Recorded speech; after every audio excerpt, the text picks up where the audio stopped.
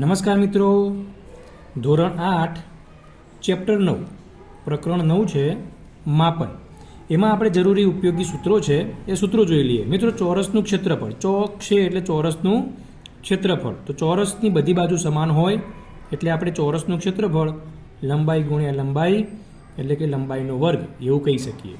ચોરસની પરિમિતિ એટલે 4 બાજુનો સરવાળો કરવો પડે એટલે આપણે એની અંદર 4L એવું લઈ શકીએ. બરાબર, ચોરસની પરિમિતિ 4L.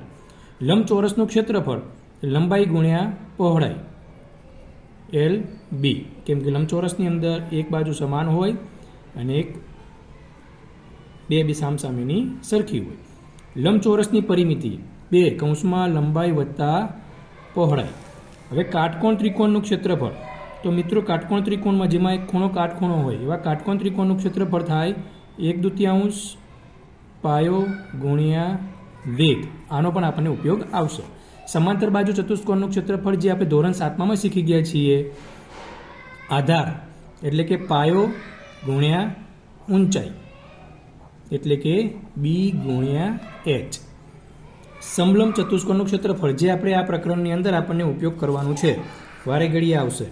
તો સમલંબ ચતુષ્કોણ આપણે એને કહેશું કે જેની એક બાજુ સમાંતર હોય અને બાકીની બે બાજુ લંબાવતા એ છેદી જતી હોય. જેમ કે અહીંયા લંબાવીએ તો આ બે છેદે, પણ આ બે ક્યારેય છેદશે નહીં, એ સમાંતર છે.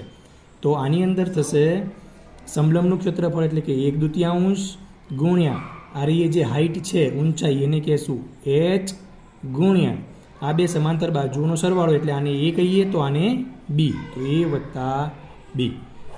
આટલા સૂત્રો ખાસ આપણને ચેપ્ટર 9 માપનની અંદર વારે ઘડીએ ઉપયોગ થશે.